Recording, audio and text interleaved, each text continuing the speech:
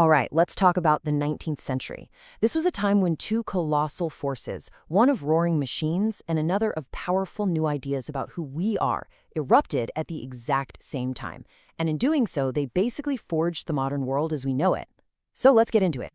I mean, just listen to that. That's a quote from the time, and it just grabs you, doesn't it? This isn't some dusty black and white history. It was a chaotic, passionate, and often violent era where people were literally fighting and dying for brand new ways of seeing the world. So that really brings us to the big question, right? How did we get here? This world we live in, with its countries, its factories, its massive political movements, it didn't just happen. It had to be built. And a lot of the time, that process was messy and brutal.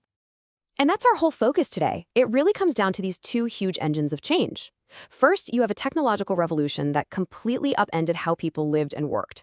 And at the same time, you have a revolution in ideas that redefined who people thought they were. Let's start with that first engine, the machines. Okay, so the first engine, the Industrial Revolution. And we're not just talking about a few cool new gadgets here. This was a fundamental shift in how entire societies were powered, how they were organized, and what it meant to live a normal life.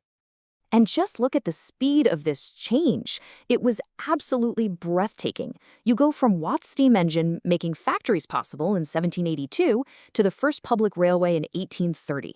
Society was totally transformed in less than a single lifetime. And the steam engine, well, it was the beating heart of it all, first in the factories and then on the rails, literally shrinking the world. And the epicenter of all this was Great Britain. It was like the perfect storm of ingredients. They had the money to invest, a huge population for labor, tons of coal and iron right under their feet, and a massive colonial empire to supply raw materials and buy their finished goods.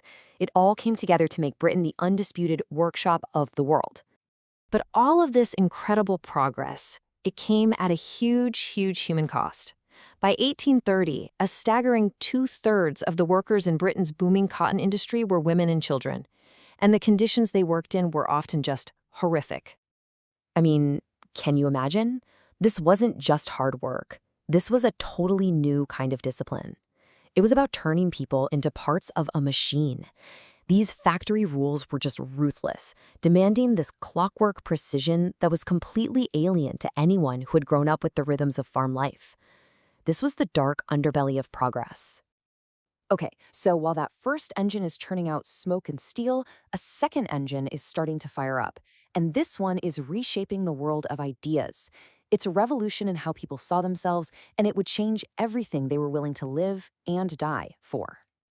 So, after Napoleon is finally defeated, Europe is basically this huge battleground for ideas. On one side, you have the conservatives, the old guard, the kings and princes, who are trying desperately to put the genie of revolution back in the bottle. On the other side, you've got the liberals, who are pushing for constitutions and individual rights. But then a third idea, something way more explosive, enters the ring. And that idea was nationalism.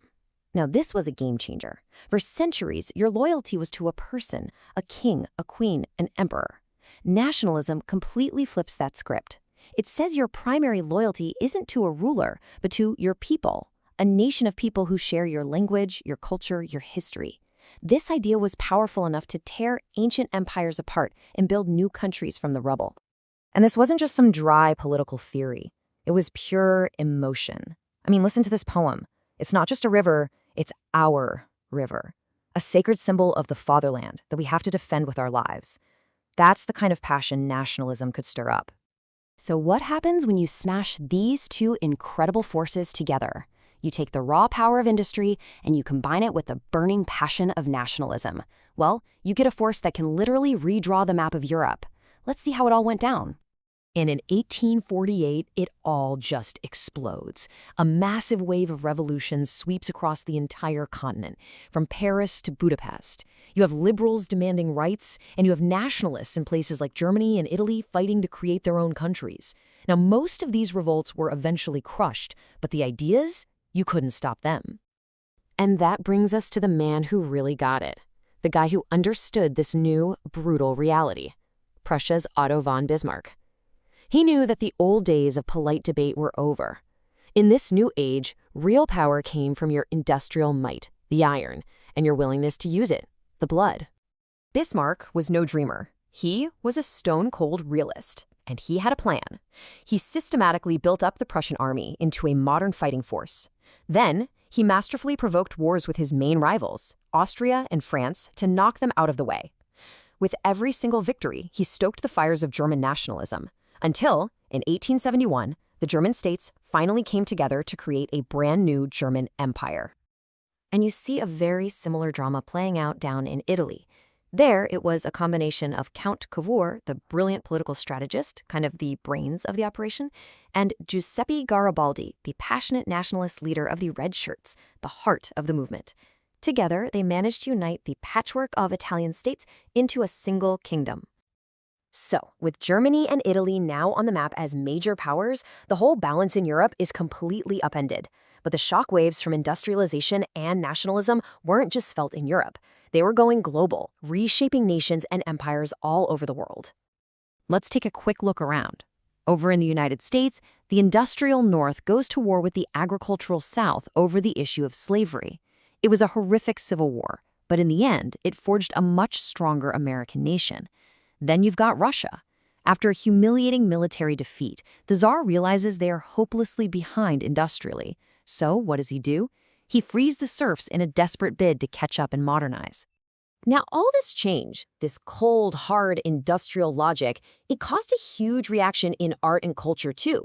Early in the century, you had a movement called Romanticism. It was all about rejecting that cold reason and celebrating powerful emotions, the beauty of nature, and the individual spirit. But, you can't ignore reality forever.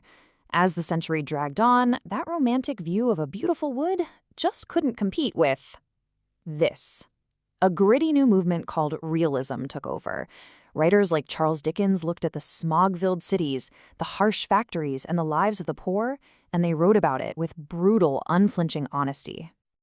And that leaves us with a massive question, doesn't it?